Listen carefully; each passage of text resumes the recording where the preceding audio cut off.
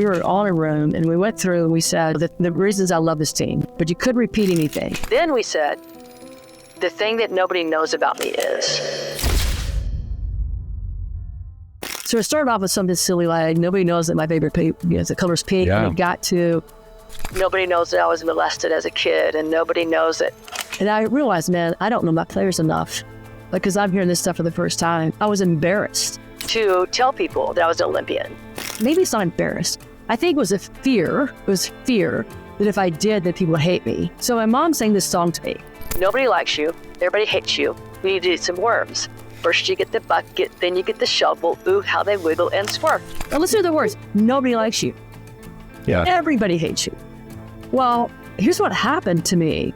Like, I don't know. I'm just a kid. So I take those words as truth.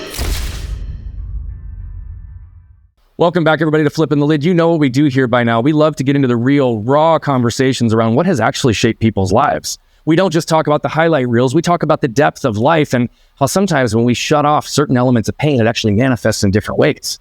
We have an unbelievable leader with us today who has been to the Olympics, has led multiple championship teams as a coach, and also has dealt with elements of physical pain that almost debilitated her life. She's been coaching in a leadership capacity and has spoken to tens of thousands of lives across the world with some of the most prestigious companies. But the most beautiful thing is how she answers the question to who are you? And we're going to jump right there right now. But Sherry, it's good to have you with us today. Thanks, Brian. I am just so thrilled that we can share this conversation today. And our intention, and I think your intention and my intention are the same, is that we want to impact lives and give people the opportunity to have a different viewpoint on their life so they can have greater joy and happiness. We absolutely share that same mission. Ours in a formally stated way is that we're on a mission to impact over a billion lives as quickly as possible by reducing the level of suffering that exists on this planet. Because I believe that joy, freedom, and fulfillment can only exist when suffering starts to alleviate and go away.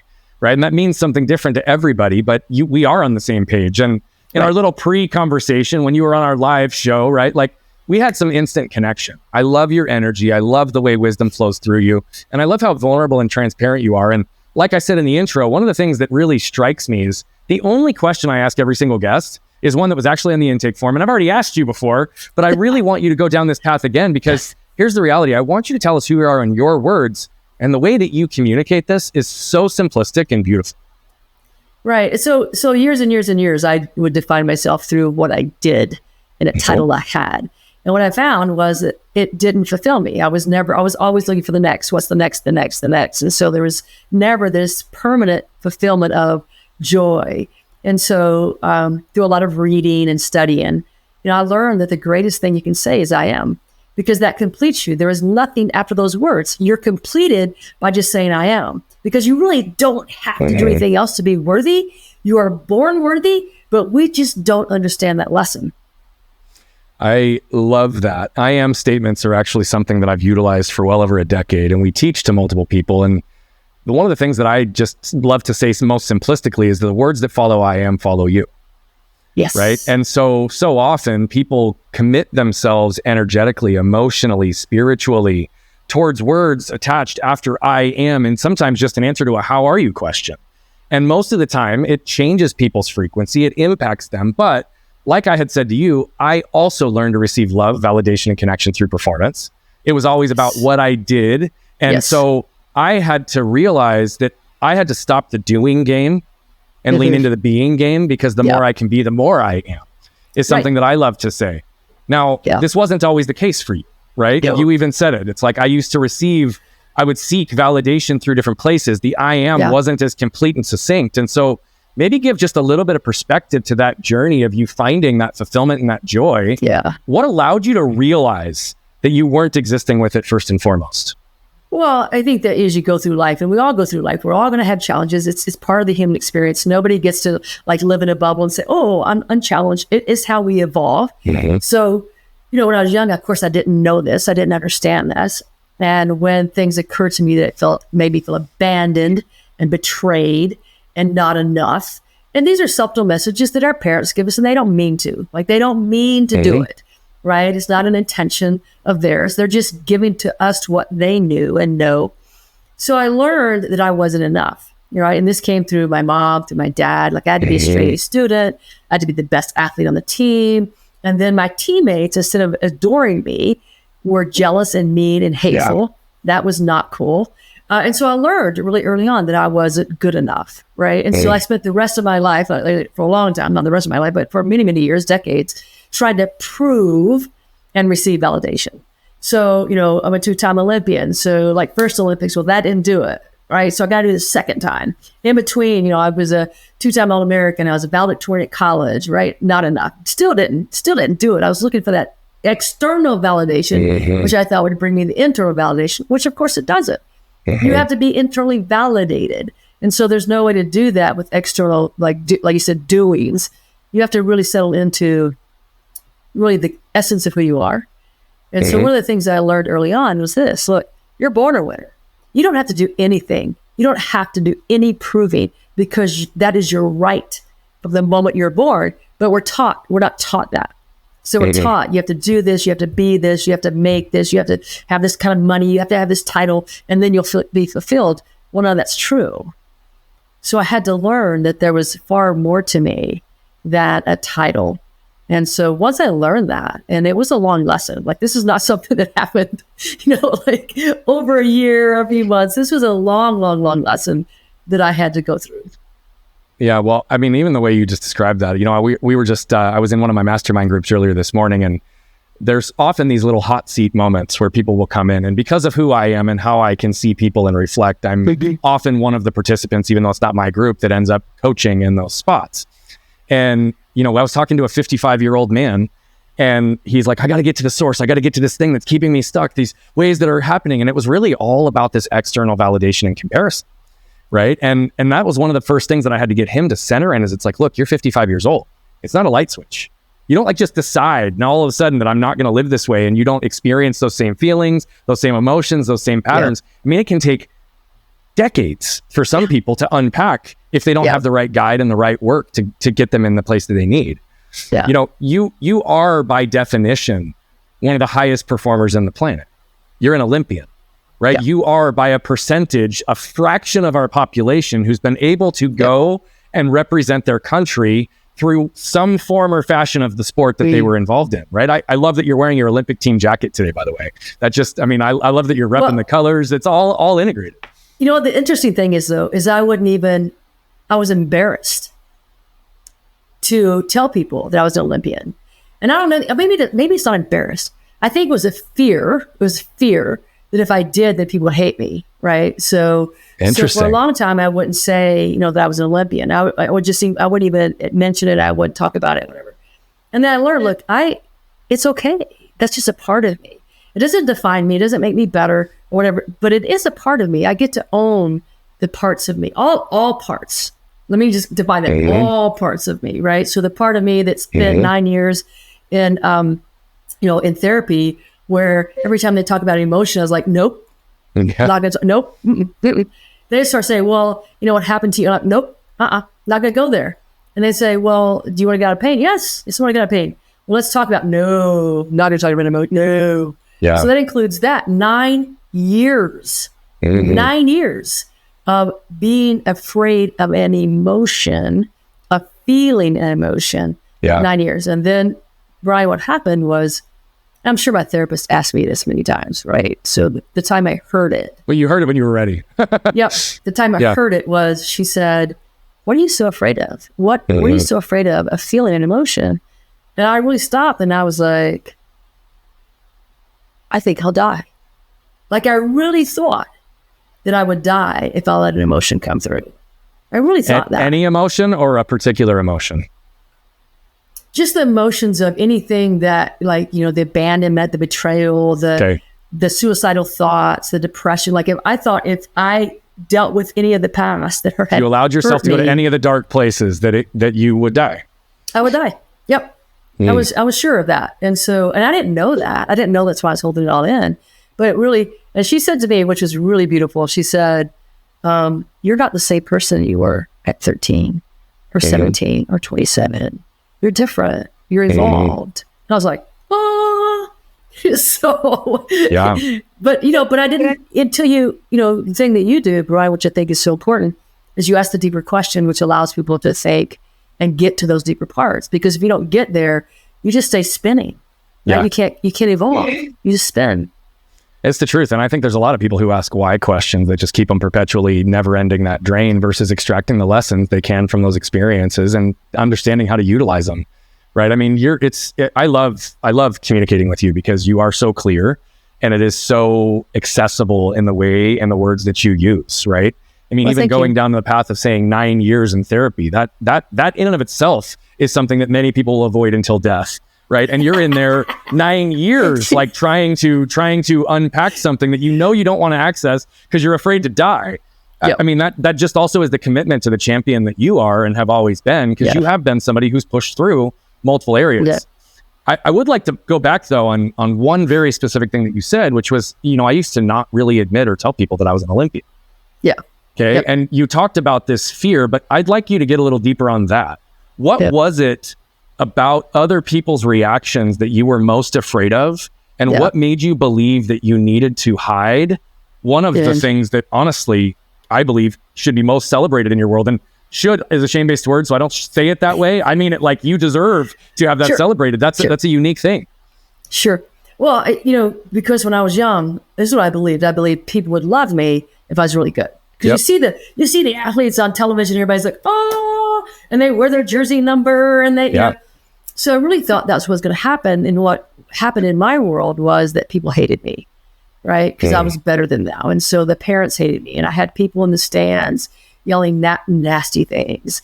I had to be escorted off the softball field by police officers because people were that were that ugly and that mean.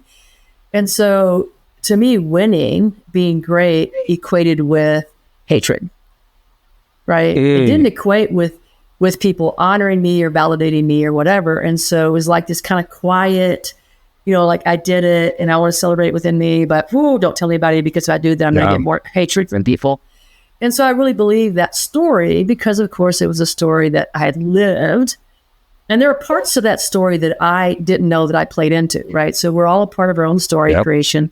And so my belief systems at that time created part of the story. So when I understood, look, I created part of that hatred. And how did I do that? So let me give you one of these stories, which is crazy.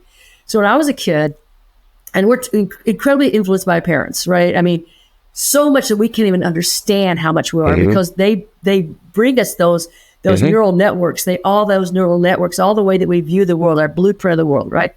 So my mom sang this song to me. Nobody likes you. Everybody hates you. You need to eat some worms. First you get the bucket, then you get the shovel. Ooh, how they wiggle and squirm. Now listen to the words. Nobody likes you. Yeah. Everybody hates you. Well, here's what happened to me. I don't know. I'm just a kid. So I take those words as truth. Yeah. Now, moving forward, how does that occur? Well, so I get into little teams, and I'm good. I just had that was my gift. I just got games quickly. I was good at the games quickly, wherever they were. But I thought nobody liked me. So what did I do? Well, I would just kind of shy away from the groups. I'd be over by myself doing whatever. And what they thought was that I thought I was better than them. Yep. Right? So this keeps perpetuating, right? It just keeps perpetuating from, elementary to junior high to high school to college. And I didn't know my part in it. I didn't know that I was playing a part in it. Right? I was a total victim. It's them. They hate me. It's, I can't succeed because of those people. I had no idea I played a part in it. Yeah. And so once I understood that I played a part in the old creation, I was like, oh. So if I think I'm okay, and if I like me, then other people are going to like me. Yep. And so that really was part of my creation. And when I had that realization, then things shifted. I don't go to a room anymore going, oh, people aren't going to like me. I go to a room and I'm speaking to thousands of people. I'm like, everybody's going to love me. Yeah. That's my belief point. But before it was not my belief point. So I was equally creating my experiences and not knowing it. Yeah. Again, another great example of an answer that you gave that just makes it so accessible for people. I mean, I identify with everything you said through my own experience, right? I mean, it was always that. And I told you pre-show that I had this mental and intellectual narrative. Brian's good, Brian's strong, Brian's capable, Brian can do anything himself, right? And then I get angry and resentful when I'm needing people around me that I'd been there to help and they weren't there. But the reality of it is they just bought into the power of my own narrative. And same thing from your side. It's interesting. I do want to also ask, because I think it's a fascinating dynamic and not everybody really goes down this path of understanding. But Are you familiar with both talk tracks to shame? No, you can share that with me. So one of the areas that I struggled for years in identifying my own shame is that the first is that I'm not worthy and I'm not good enough. Right. And I'd be lying if I said I didn't have moments there, but that's not been my predominant narrative. And largely what's interesting, I don't think it's yours either, right? You had moments where you didn't feel enough, but you also had this internal connection and belief. Otherwise, you wouldn't have been an Olympian. There's no way that you could be unless you felt like you had something, right?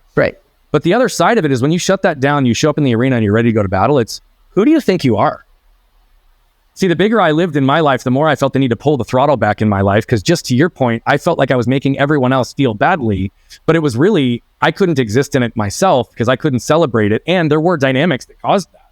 And so those factors that you just articulated are the other side of shame, right? Yes. You're an Olympian, right? And you didn't want to tell the world that you're an Olympian, even though that's something that's so celebratable and it's super cool. Now, you were a two-time Olympian. What sport were you playing in the Olympics? So in 1984, 1988, I played a sport called team handball, which is like soccer using the hands or water polo on land. It's not played in the United States very much, but it's a really phenomenal, like it's fast-paced, high-scoring, all the things that Americans would like.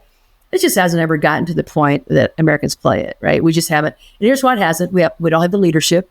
It keeps, the federation keeps falling into poor leaders. So, but it was phenomenal for me because we traveled to 37 different countries. We got to play in the Pan American Games, the Junior World Championships, the World Championships, the Goodwill Games at that time. You got to go to Russia and play in the Goodwill Games. I mean, I get White House a couple of times. I mean, all those kind of things were phenomenal in and of itself. And so at the end of, I can still remember this because this just teaches you about the journey and how important the journey is. So at the end of the Olympics, I was dying inside because I was going to miss my teammates. They were family. And we were going to separate. After 3 years of living together, we were going to separate. And it wasn't the idea of leaving, all the Olympics. It was about this connection to these people who had became my sisters. Community, family. In my family, right? And so we're going to go back to California and New Jersey and Texas and Alabama and all these places. And they were never going to be in my lives again like they had been for the last 3 years. So you look at it and you look at the journey, right? You think, oh, it's the end, it's the end, it's the end. It's never the end because the end is never the end anyway, right? Mm-hmm. It's the people, it's those moments of sharing. And I mean, those people are the people that brought me out of my shell, out of that thing, that self-hatred that I had. Yeah. It was that group of people that loved me. And I'll never forget, there was a moment. So you got to think about this. There's a moment we're playing, and I was just starting what they call center backcourt. And the person that I was in front of was like 10 years my senior. So she'd played a lot longer. She'd been around for a while. She was, steady. And we had a deal where I got in trouble with the coaches because they used to have a really loud mouth. And I used to just say whatever was there. And oftentimes not very appropriate. So I had, told the coach something and he had yelled at me and I yelled back. And he said, well, you're a bench. You're suspended. And so she said, because it was really crazy because he caught me in this kind of deal where he just kept yelling at me. And I just said, forget it. Okay, and I just kind of waved him off because he had been yelling at me. And so he told me I was suspended. I'm like, this is not fair. You're the one who trapped me in the corner. You're the one who yelled at me until I had no other, I felt like I was cornered. And so she said, so here's her chance to shine. You got to imagine this. Here's her chance to shine and to be that player, to take over my spot. Yeah. And she says, I'm not clean. And I go, what? She goes, no, what was done to you is wrong. And so I'm protesting. I'm sitting with you. Wow. And I was like, what? And then the person behind her said, me too. Wow. And I felt at that point in time, I was like, wow, so this is what it means to care about somebody. So this is what it means to stand up for something. And it was such a big, huge turning point for me because before that, I'd never felt that from a teammate or anybody else. And so that action, and it might not have been big to her, but it was probably the hugest event in my life to that point. Yeah. That gave me that belief system that people were good and that I was cared for and loved. And so I'm saying that, I'm getting little tears in my eyes. So, you gave me chills through my whole body just when you said that. She said, well, I'm not going to. What you did, I was wrong. And I got you back. And then the second person does the same thing. I mean, to exist in a place where you can see that people want for you instead of from you. Yeah. Right. And that they actually will have your back. That's something that you can't replace that in someone's life. If it doesn't exist, it doesn't exist. And the moment that it does, it's profound. right? Profound. Did you trust it immediately? Trust her at that point and what Trust she said? your teammates and what they said in that moment? I think I was in really deep shock. I mean, I was just in such shock. I couldn't believe that somebody else would do that. You know, I couldn't. I was like, because if it was me, look, Brian, look, I'd have been like, got your spot. I'm taking the spot. Let's go. And so, like, you know, for her, it was about a principle too, but it was also about doing the right thing, and the right thing was standing up. And it didn't matter if it was her opportunity to shine and maybe take a starting point. It was just that she was going to do the right thing, and I happened to be part of the right thing. So, no, it's a lifelong. It's lasted. It was a turning point for me. It was a shifting point for me, definitely in my life, to feel like that other people could like me and care for me. And it got that silly story, right? Yeah. That I had to go, nobody liked me. I had to go eat worms. It got that shifted. I mean, it didn't take care of it all, but it got shifted to a point. So since it was such a significant moment and shift, and it carried with you for years, how did that reshape the other relationships that you had outside of the Olympics? And what did that process look like to find community and connection beyond the games? Yeah, you know, first of all, those 84 teammates are still my friends. Like, it's crazy because we can get together and it's as if no time has passed. Like nothing left. Yeah, that's amazing. Nothing that, you know, so they're still in that kind of thing. But it also taught me really to care about other people because when she gave me that, I realized that I could offer that same gift to other people. You know, I could do that same thing. I could show people, I could stand up for people, and I could help people maybe get past what they were doing. And it's really something that I've been doing, you know, from that moment on, has been, how can I impact and help and support other people?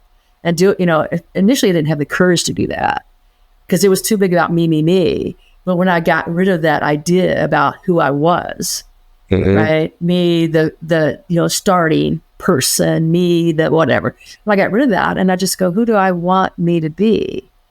Well, love. I want me to be love. Oh, well, what does that feel like? How does that show up? And what is that going to give to other people? What does that give back to me? Versus, I scored so many points. I think it's a beautiful thing. And even talking about that transition and even the questions that it started to make you ask yourself is also giving you an ability to facilitate and ask those questions of others. How did that singular experience and I'm going to say of that moment with the support that was so significant and shifted, how did that influence your lifelong, very successful career as a basketball coach? Well, it became about the players rather than about me. And I'm not going to say, I used to have an assistant coach who was so beautiful because sometimes, you know, emotionally when you're in athletics, you kind of lose your crap and whatever. And she would come over and she'd go, tap me on the shoulder. This is not about you. And she'd walk away. I go, oh, dang it, you're right. You're right.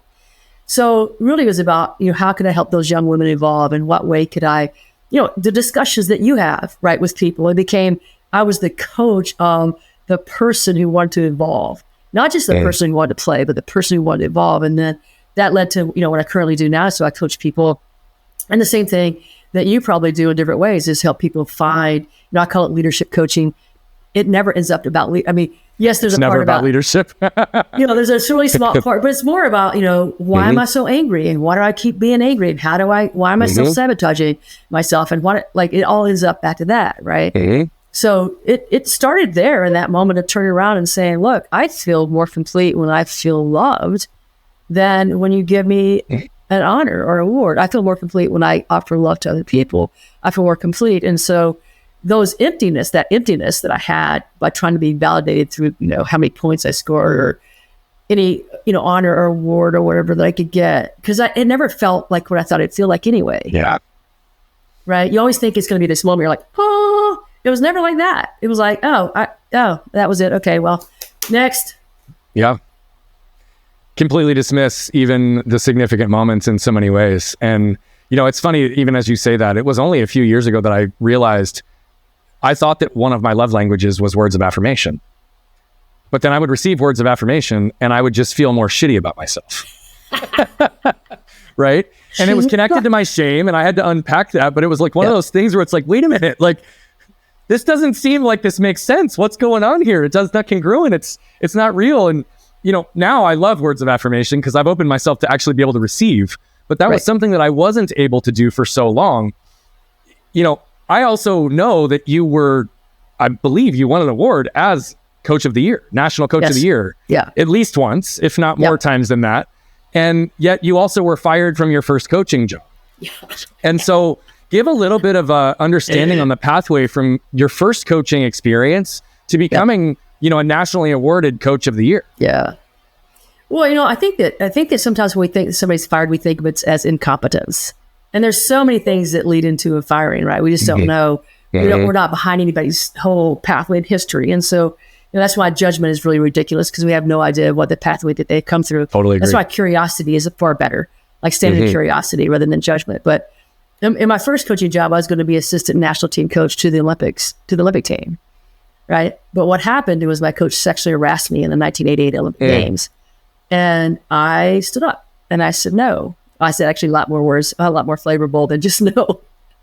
But, and then he didn't play me because of that. Right. So here I am in my final Olympic Games, and just the last game, I got to play the other games, but just the last game, because the last game I was absolutely, no way are you going to do this to me, like, no. And I said, like I said, very flavor, a lot of flavoring in those words. But anyway, so I was going to be his assistant national team coach coming out of that. We're going to start training, right away with the next team for the 1992 Olympics. And when I said no, then the federation fired me because of it, because I was, I'd already started the job. I'd already been working, as kind of like as assistant national team coach and player for about 6 months prior to the games. So I'd already been doing, work in the office and recruiting players and those kind of things. And so they came back to fire me because they said I was insubordinate to him. I know. Yeah, that you talk about pain. I'm gonna tell you something. That was a lot of pain because it was my dream, right, to go from being a player to a coach, and it was a dream. So that was the reason I was fired. I was fired because of that, but it was painful at the time, right? I thought my world was over. I thought I'd never be able to coach and all that kind of thing. And they were mean. I mean, man. Well, and this is also 1988, and let's just call it what it is. You're a strong, stand on my own 2 feet, stand up for what's right kind of woman. But there's also a lot in those times and many decades afterwards where it was shush, don't talk, don't get involved in this, don't be the one to fight the battle, don't be the one person that stands up and says no. But yet you had the strength to do so, and you felt the ramifications as a result. Yeah, and so and that's what I really realized. Like our whole team had been. We had been bullied, and we'd been, they'd used threats and intimidation that's how the coach had literally, had created his dominance over us. Yeah. And so everybody just said, when I told the team, they're like, shh, you can't tell anybody. They didn't say, are you okay? Or how can we help you? But they'd like, shh, you can't tell anybody because this is the Olympics. Yeah. You just can't tell it because you know what happened. I was like, yeah, you could have said, hey, we love you or something. Yeah. Because this is different, because the 84 team was different than the 88 team, right? So the 84 would have responded differently. But, I understood at that point, man, they're so afraid, because that's what's happened. He's used that to us all the time. We were, I can remember we're standing one time, and he used to make us stand a straight line. Like he was Hungarian, and he used to make us stand a straight line. And we would stand a straight line, and then before practice, he would blah, blah, blah, blah, blah, to us. And we're standing, and we're about to run. We're on the track. We're about to run. And he just starts yelling and screaming, what is this? What is this? I do not understand. Why you do this? Why? He's screaming, and we're looking at him like, well, you did what? And finally, after about 5 minutes of this tirade, he looks at somebody and says, you cross your arms. Why you cross your arms? This is no. And we're like, you never told us that this was illegal or this was something, right? And so it was this crazy tirade, and we just never knew when that was going to happen. We didn't know when that moment was going to happen. And so we had been under his thumb, right? And under this fear. And my thing was, the other thing that scared me, so let me get to this and we'll jump to how I got to the next level. But my thing is that two players had gone before me and told the federation they had been sexually harassed, and they were cut from the team. Along with the current assistant coach. And so the message was, you can't speak about this. You can't. Which is what I was meaning for 1988. I mean, whether it's corporations or Olympics, it didn't matter in that year, especially. Yeah, it didn't matter. And so, but it was such a gift at the end of all that, right? And here's the gift part. The gift was, again, saying, look, I am worthy Yeah. And nobody gets to determine what they're going to do to my body. Like that, I get to determine. And even if it's, the last game of the Olympics, or me getting to say no, that you don't get to determine what you're going to do to me. Yeah. That still is a part of point turning, like, of worthiness, right? Yeah, it is. It was a point of that. So that was where the firing came from. And then, later on, I was able to, took a while to get a job. I could work through, some not so cool jobs to get to a job where I could have a good team and do win. But it was a learning. I mean, that point of learning and that point of awareness and that point helped me develop into somebody different. Yeah. So I'm not going to say I have a really specific question before we jump towards the next level of progression. What did that interaction with that coach and the dynamics you described teach you about the importance of emotional safety in a team? Yeah, well, that was the thing, right? You got to think about this. What idiot coach would do this? You're at the Olympics and you have a starter on your team, a major contributor, and you mess with their heads. Who would do that, right? And so players had to know that wasn't going to happen. And so it was something, initially, I don't think I was very good at it in my younger years, right? Because I was still hurting. I was using people when I was young. I was just using people because I didn't know how to get through the pain. Yeah. And, but, by the time I developed into a really good coach, I understood that people needed to feel safe. And they needed to feel safe if they were gay, or they were straight, or they were black, or they're white, or if they were Hindu, or if they were Buddhist, or if they were Christian. They needed to feel safe in the environment. And so, like I said, my initial years, I probably wasn't great at that. But later on, I understood the importance of that and the importance of people feeling safe to say anything. Yeah. Anything. Yeah. And we did a deal one time. It was the biggest turning point. We had a team and they didn't like each other. Brian, they didn't like each other, but they were really good. And so we did this thing, and I do it now with corporations and teams. You have to carefully organize this, but we were all in a room and we went through and we said, the reasons I love this team, right? So, but you couldn't repeat anything. So we had 15 people in the room. We were out 10 rounds. So you got 150 reasons why. Yeah. But then we said, the thing that nobody knows about me is. Now I think you have to go 10 times. So I started off with something silly like, nobody knows that my favorite the color is pink. Yeah. And it got to, nobody knows that I was molested as a kid, and nobody knows that. Yeah.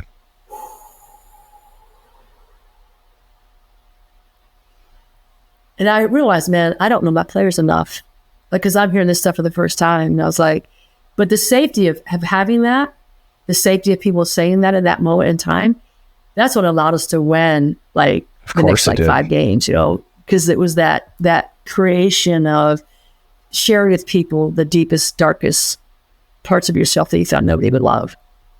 It's one of the roots to getting to the deepest levels of connection with yourself and with others is that radical transparency, vulnerability, the ability to go there from an emotional safety perspective. And so it doesn't in any way surprise me to hear that you had those types of results afterwards. Again, I got chills as you were talking about that exercise, because it's real. And I've facilitated one similar to that. And again, they are profoundly moving in an environment. But what it fosters in terms of that connection allows what you just said. We just had this, the next 5-6 games, we went on this streak, and it was unbelievable. Sherry, I want to thank you for being what I'm going to call, and I mean this in all respect as I say this, a pioneer for women standing up for yourself, your body, your rights, even in a time when it wasn't accepted. In fact, still in today's world, I'm a father of a daughter, and there's many parts of this country that my daughter has less rights than my wife did at her same age, right? So there are these things that are taking place in our society that, as a father of a daughter, I very much get protective over. Mm-hmm. And it's women like you who have continued to be a voice, continued to be a pillar of strength, who have shown a pathway for what's possible for all women, regardless of what's happening around us. And so I really want to pause for a second and honor you for your strength, your courage, and your vulnerability, because it's, especially in 1988, that's a big move. And it's, you paid for it in the ways that the world made you paid for it then, but you carried that weight and paid that cost for the benefit of other women as well. And I'm grateful for that. Well, like we said before, I think that the big deal is that we don't know how to deal with the challenges that are in front of us. We don't have the tool set to do that. And when we have a tool set, then those challenges don't feel as deep and as dark. I mean, it took me years to get out of that. Like, it wasn't like the next day I'm like, oh, look what I did. It was years of, drinking and being sad and being depressed and not finding, myself until I was able to come to some of these truths that and that I know, like our truths about, what we're really here for. What is our journey about, and how can we get to find deeper fulfillment, and how can we share that with other people, and what impact can we make? And so now, like in the books that I write, and in the, the presentations that I give, and in the, I always call them spiritual. I never use that word when I'm like speaking, because people would go, oh, but it's every intention I have in every book that I write, in every presentation that I give, and every training that I offer. There is behind that, I'm going to offer people this opportunity to connect with something deeper in themselves. So when I do that in such a way that they don't resist it, right? Because they don't know that's what I'm doing. They don't resist it. And once they open that doorway, then deeper truths can be unveiled. What truths about yourself are you still exploring and discovering? Oh, man. Come on, Brian. Okay, let's go deeper. Let's go deeper. Well, I would tell you, so, there's always another level. You know this, right? I love you, Sherry. There's always another level. I know you can go deeper, so I'm gonna ask you to. So here's the thing that I'm working on now is that I have this real need. I think my need, right, to be safe in relationships, right. So I still portion off like this, like I can be safe in relationships like with you and other people, but like the intimate relationships that I have, there's still this like, oh, let me close this heart. Let me, let me not completely open it, because if I completely open it, then I might die. Of course, that's irrational. I know it's irrational, but that's the subconscious brain taking over. That's what your nervous system is telling you, right? Like that's what's happening in that moment. Yep. So there's still an opening there. There's still a space of, and not with other people. Like I can really open to people on stages. I've told them stories of my past, with people that I coach. And yet, with my partner, it's like, oh, let me close a part of myself just in case. Yeah, just in case. So that's still something I'm working through today. Definitely working through today. Thank you. Thank you for the truth and the honesty on that one and allowing us to go a little bit deeper. Isn't it interesting? And I'm curious your thoughts on this or feelings, whatever they are that come out on this. Why do you believe that those that we desire to be closest with are sometimes the people that we have the hardest time completely opening to? Wow. I think because they're our greatest teachers, right? So when we're in that greatest teaching moment, because other people can't impact us as the same as, like our parents did, or, our lovers do, because they have a different closeness to us. And so we want to separate from that a little bit, because we know, I don't know like you do, but my mom was one of those people I had to really learn about forgiveness. It's one of those forgiveness pieces I had to step into at a different level. And so it's easier for her to trigger me than anybody else, right? Because of those experiences, because of the closeness that we had. Same thing with our lovers and spouses and whatever. We're so close to them that we feel like we have to turn off something because we think that they can hurt us deeper. It's really us hurt us deeper. I mean, who's hurting me deeper? Me. Because I'm not allowing myself a deeper love, a deeper joy, and that deeper connection. Who's hurting me? Me. Not you, me. It's the mirror. It's the truth. Yeah, it is the truth, but it is interesting how deeply conditioned it is. And yeah, I mean, I've dealt with that with my mom, my dad, my brother, my wife, my kids. And I've never actually answered the question similar to how you did, even though I've described and said multiple times that, like, for example, my kids are my greatest teachers, right? My wife has been one of my greatest coaches and teachers. And I haven't thought about it in the framing of that question, but that was what you led with in terms of the answer. It's like, they're our greatest teachers, which would make sense because they're there giving us a better reflection of who we are, or a more accurate reflection of who we are in some situations, good or bad. And we ultimately have to choose whether or not we live into that, right? Yep. And I know that is also true for me. I mean, I say this to my wife. I dealt with anger. I had to unpack shame and anger. My wife and I just passed 13 years married, 17 years together. And I say often that we've been together for 17 years. We hid from each other for 14. She's only felt emotionally safe with me for 18 to 24 months.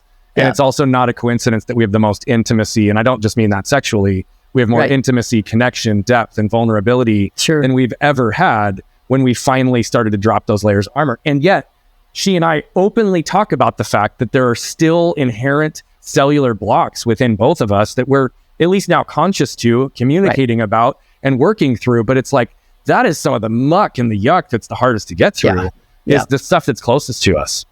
Yeah, and it's interesting because I just was two clients I'm working with. So, both of them hesitated to work with me. You know why? Because I said to them, I said, what's your, always future pace people. What do you want out of this? What do you think you'll happen? What will change in your life? And then I go back and say, okay, so what's your resistance? And both of these people said, if I change, my wife will leave me. Right? So that great fear. And I said, now, wait a second. You're going to be more loving, more kind. You have more empathy. And you think your partner's going to leave you because of that. Interesting, isn't it? What we do to ourselves? It is. So interesting. So interesting. Yeah. So we tell ourselves stories around this. We totally do. And that's also where I've become really, really clear. One of my favorite quotes comes from author Ryan Holiday. In his book, Obstacle is the Way. And he says, there is no good or bad without us. There's the event that happens in the story we tell ourselves about it. Right. And you've referenced it multiple times, objectivity and non-judgment, utilizing curiosity and wonder to allow ourselves to explore and kind of grow. You also talked a lot about the dark moments that you have worked through and continue to work through, and how we needed a little bit of a framing, or you needed a framework and framing to be able to get yourself through it. And so as you now are an author, international speaker and coach, you teach these leadership tactics and strategies. You also were somebody that was depressed and had suicidal thoughts at different periods. Right. So what was the framework or the formula or the combination of any of the others that you decide that you ultimately started to attach to allow yourself to move from depression and suicidal thoughts to who you are today? Right. Well, so it's interesting that one of the things I did to save myself, I didn't even know I was doing it, is I journaled every day for a long time. And I was really honest to me about me in the journal. So things I was hide from other people, I didn't hide from myself. Right. And so I didn't even know that was healing, but that was a healing point. That really is a gift. Like, to just by happenstance be doing that, that's a significant exercise. Yeah, absolutely. Significant, life-changing. But then I started reading books, right? And I read and read and read. And so, Dr. Wayne Dyer is one of my favorite authors. Yeah. And so the stuff that he wrote. And then, of course, Deepak Chopra and some of the other people, Michael Ruiz. So some of these things, and I really started listening and hearing to what they were saying. And so the things that I learned, right, some of the things that you were saying too, is like the event is just an event. It doesn't have an emotion. We attach the emotion to it. The emotion we attach to it becomes our outcome. And I'm not saying people like, oh, that just happened, it just dusted off. What I'm saying is, look, you get to choose eventually how you feel about that. Yeah. And you can feel anger and you can feel grief, whatever. But in the end, you get to choose. And so one of the things that Dr. Wayne Dyer said many, many times is, all things work for our own highest good. All. That leaves out nothing. And so we're not talking about this physical thing. We're talking about this higher plane, like all things. So what is ever occurring to me today is something that is evolving me as a human being. Everything that I've ever had led me down a different pathway. It led me to clearer understanding. It led me to that deeper satisfaction, that ability to wake up in the morning and feel joy, which I did not feel. All those things, right? So everything that I experienced had a deeper level of meaning and a deeper opportunity to move me to a I'm not a safer space, but just definitely more connectedness to the universe, more connectedness to other people, more connectedness to myself. And so when I understand that all things, that leaves out nothing, works for my own highest good, that's a place of shifting. And then when I believe that we get to determine what we feel about an event, which equals our outcome to the event, that also shifts things, right? So, because we don't know what an event means. We create stories about what that means, but we don't know what it means. Yeah. We create the story. Well, why not create a better story? Yeah. Yeah. How do you help others create better stories for themselves? The first thing is they've got to realize the stories they're telling themselves. That's number one. They got to get really clear on that. So, so just asking them. So they start to tell a story, just say, is that true? Yes. Oh, is it 100% true? Do you know absolutely without 100% certainty? That's Byron Katie's work, right? that 100% certainty. Do you know that's true? And then it kind of makes them think, well, maybe not. Mm-hmm. Right? Because we always tell ourselves a story like this. We tell ourselves the story of like devastation. So first of all, we like to tell the story of devastation. We also like to tell the story that if there were equal, we could have gone left, we could have gone right. We chose a low left. If we would have gone right, things would have been up so much better. Yeah. Also a story. Mm-hmm. Maybe what you needed to do was to go right so that you could learn the lessons you learned and to be the person that you are. And maybe the same things would have happened either direction because you're fully supported by the universe either way you go. Mm-hmm. Right? So those are just such, it's so interesting. If you just live your life in curiosity and start asking questions, it's interesting. It's so much better than living in judgment. It really is. I even love the framing. Again, language is slightly different, but you and I both speak universal truths, right? I mean, it's the things and how stuff happens to us, right? Even my own experience, I used to believe that I was constantly being tested by the universe. It's like, man, I have another test. Like, why am I constantly being tested? And then when I finally was able to accept and it was reflected back to me, it's now something I utilize in questions that I ask other people. But somebody once asked me, what if you weren't being tested, but you were being protected and promoted? Well, it's beautiful. Wow, just that's I feel the chills from the moment that I remember the question coming through. And I know the power of that question to other people, but that's ultimately what you just said. It's like I had to realize that all things were for, right? They were all there. They were all for, they were all additive. It was to allow me to have my higher self. Right. Even if I'm existing in darkness in moments, it's ultimately what's going to lead me to light. And that's where I want and choose to exist. Yeah. So sometimes just the perspective and the reframing on that is unbelievably powerful. Yeah, the reframing is huge. That's huge. I mean, once we reframe things, we feel them differently.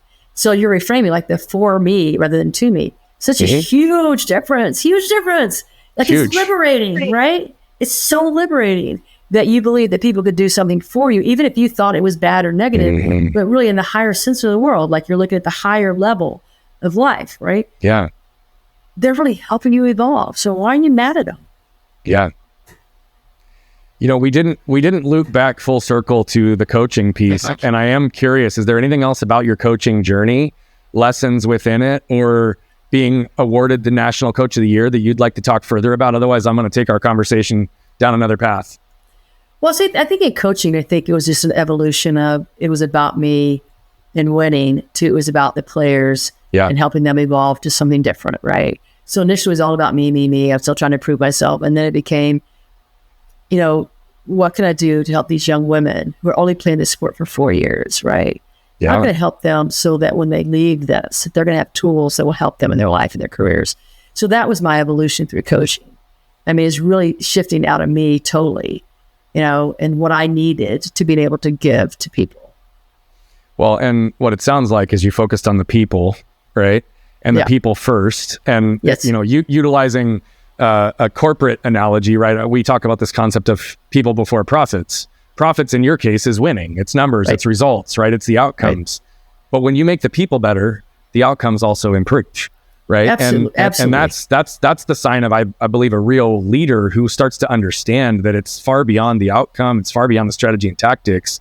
It's about helping people feel connected, helping them feel safe so that they can flourish and allow their natural gifts to just rise. And so I love that that's like your key takeaway from the coaching period. Yeah. I know that you dealt with chronic pain for a number of years as well. And that's something you and I identify closely with. I had almost daily pain for almost 31 years. And fortunately, I've been out of it now for over 9 months. But I'm curious, where in your timeline and trajectory in your life did this chronic pain exist? And how did you start to identify the real source of it? And when did it start to alleviate? Well, so, I'd been stuffing emotions all my life. I mean, when you're an athlete, you're like, you gotta be tough. The whole idea, no pain, no gain. I gotta suffer, and I gotta do that. And so all those things that we learned, and being tough was essential as an athlete, right? You couldn't cry in the field. You had to, you broke your finger. Here, let's pull it out. Keep playing the game, and then you were somebody. Woohoo! Right? And so all those lessons, and it was just also, and I didn't know this at the time, but my family never talked about any emotion. Like, our family did not talk about emotions. We didn't share truths. We didn't share deeper moments. Of course, you don't know that as a kid, right? Until you get out and you get to be curious and look back. And so I stuffed emotions because A, it made me tough. B, I could get through it. I'm like, I'm screwing you. Like, what's this? And so I used anger. Anger was my survival mechanism to get through anything was getting, let's just go to anger, because anger is such a big emotion. It clouds out everything else. It shuts down self-doubt, shuts down all those other things. And it also pushes everyone and everything away from you, right? Oh, of course. Perfect, right? Perfect in my line of work. So it was through, after things that occurred, and I had kept stuffing. And then one day my body was like, enough. Like, I can't hold any more of your emotions. I just can't hold them. So, because I didn't deal with anything. Like, I didn't have conversations around it. I didn't go to the therapist at that time. I didn't do any of that. I just kept stuffing emotions. And so at the age of 35, I was still coaching. At the age of 35, I started getting this pain down my leg and in my back. And so I started going to doctors. I thought, well, they'll just give me a drug, or they're going to get surgery and we'll be done with it. And I can just kind of like, poof. Well, I went to, 17 different medical professionals, had every test known to mankind, and nobody had an answer. And so I'd wait for like 3 months to get to, a specialist, because that's how long you have to wait, 3 to 4 months to get to a specialist. They'd see you for 20 minutes, run another test and go, I don't know. And so after the last guy I saw who said, hey, we're going to get a game plan. We're going to get a game plan for you, and we're going to figure this out. And I was like, game plan, perfect. We're going to figure it out, perfect. We're going to get a team of doctors together. Team, oh, great, game plan, team, yay. And so I came back and he said, well, here's what we're going to do. We're going to send you to pain management clinic. Yes. And I'm like, dude, you don't get me. I said, I don't want to go manage the pain. I said, I'm 35, like I'm 37. And I guess I said, I want to get rid of it. And so he was literally yelling at me as I walked to the door. He said, you're going to regret this. This is the only pathway to get better. And I was like, eh. So then I turned to alternative medicine. And that's where I ended up with this. It was called integrated manual therapy. And so I walk in and they're like, look, it's not just physical. It's physical, mental, emotional, spiritual. I go, you are full of crap. And I walked out. It's like, you weren't ready yet. I was like, this is the stupidest thing I've ever heard. It's physical pain. But I eventually went back because a friend of mine was in it, and she worked on me free some, and I got a little bit better. I was like, oh, now this is interesting. I got a little bit better. Nothing else I've done has gotten me better. And so I went to this like intensive thing. And so they spent like 10 hours working on me, like 10 hours, just one person. Well, actually they moved people, so they'd share therapists, but 10 hours of just intensive work, and this is where they'd say, well, this part here that's hurting you is about, we think this is about an emotion, and it comes from age 13. It's about, I'm like, I'm not talking about this. That's the 9-year travel, right? The 9-year journey at me. Yeah. Because they could get me a little bit better, and I would go away, and then I'd get in pain again and I have to go back. And so this is, forever. And I'd get mad at them and I'd say, how come you're not fixing me? Like that was me getting mad at them. And they'd go, well, how's this working out for you? Well, not very well. I'm spending all this money and you guys aren't fixing me. And so when I was willing to take, ownership of my part, I had to look at my life, emotionally. I had to look at my life spiritually and not just physically. Yep. When that started happening, that's when life changed. Life started changing for me. And it took a while because I was stubborn, and it was a new idea to me that life wasn't just about the physical. Yeah. Because up until then, Brian, everything was physical. As an athlete, everything was physical. Of course. And you could just, gut through it. You had to get through it. Well, this I couldn't. And that's where I really learned some truths that have changed my life and many people's lives that I've been associated with and gotten the opportunity to speak for and work with, one-on-one settings. So hard. Mm-hmm. It's hard because you had to give up your old belief systems. But it wasn't like looking back, I'm like, gosh, that was so easy. If you would just let go of the stuff you believed in. I mean, truly, it was a combination of a variety of things around surrender and mental, emotional, and spiritual healing that led to me being physically pain-free. But what you just identified is also what most of the world believes and is true, is that most people experience the majority of their life physically alone. Yep. Right? Maybe with some mental approach for those that get trapped in those intellectual elements of armor. Yeah. And then those of us that are lucky enough to unlock emotions and spirit, we get to experience life a different way. But it is, I was the type that I needed the physical experiences. In fact, most of my most profound lessons came from me getting rocked physically. And my physical experience caused me to go inward and was like, what is going on here? How do I escape this? Right? And it was not a dissimilar path to what you talked about. What do you believe to be what I'm going to say, maybe the key, though I don't necessarily believe there's one, but what do you believe is the key to allowing the masses or those that we work with or those that are around us to experience life beyond the physical? Yeah. And how do we invite them to that space? Well, I think the first thing you do is when you talk about emotions, everybody's like, oh, emotions can't cause anything. And I just go, wait a second. Okay, look. So, if you go to the doctor and you have a heart problem or you have cancer or something like that, they're going to say you got to reduce your stress, right? Mm-hmm. Everybody agrees with that. Now, yep. I said, well, what's stress? It's an emotion, right? It's an emotion. It is. So you feel like that it's not emotional, but yet we know, it's been proved in research everywhere that stress is a precursor to disease, to many diseases. So we have to understand that stress is an emotion. And when I make that connection for people, they're like, oh, yeah, well, that makes sense. Yeah, that makes sense. Like they get it then. Because somehow they've disassociated like the idea with stress is an emotion. Like stress is something different. But stress is an emotion. That's what it is. It absolutely is. So I think that when they're kind of get that, and then most people have something that they believe is spiritual, right? And so it's coming to a belief system around that spiritual that is a feel-good feeling rather than a fearful place or an intimidated place or a lot of people live in this space which they think is spiritual, which is really fear. Yeah. Right. And so aligning that somewhere that they can feel different with that. I remember there's a really cool moment again with these people that I worked with for all these years. And, I had gone from, I grew up as in the South in the Bible Belt. So I grew up, Christian, and I went to atheist, and then I went to agnostic, right? And now I'm spiritual. So we're going through all this pathway. And so the woman says to me, my counselor says, my therapist says, hey, why did you leave God? And I said, God was never there for me. Like that was my answer. God was never there for me. Like where was God all this time? And God deserted me and da da da. And I was just saying all this. I was laying on this table, and she was working on me, and I had this message. I never left you. You are the one who left. I never left. You're the one who left. You just didn't understand, right? And I was like, because I know she didn't hear it, but I heard it very clear. Oh yeah, I heard it very clear. It's a very big knowing, and I was like, wow. You're right. Like I'm the one who created this difference of you weren't there because we think we should get everything we want when we want it, how we want it. Yeah. And we don't understand again that everything is happening to us so that we can evolve into this better human being, this better essence of love, right? Yeah. We don't get that. And so we think it's about something else when that's really what it's about. And so we're never left. We're the one who chooses to go a different pathway. We're the one who chooses to get mad and angry and disappear and all of that. Yeah.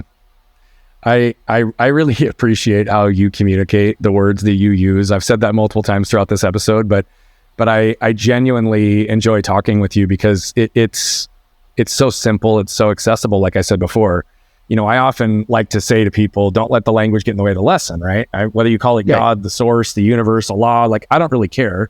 Right. I'm kind of similar to you in the sense that I now exist in a place of spirituality where I think they're all actually the same thing. It's just our man-made construct of definitions and framing on what does this religion look like. But it's all about celebrating connection to the deepest level of self and the broader, more abundant power that we all have access to. Yes. So the profound moment of even saying, well, God wasn't there for me. God left me. No, I never left you. You left yourself. Whether it's God, Allah, the source, the universe, again, the same thing. The correlation between that and the relationships we have with ourselves, the relationships we have with our most intimate partners, again, the areas that we become the victim, that we lack ownership, that we start to protect ourselves, we guarantee we'll disconnect ourselves.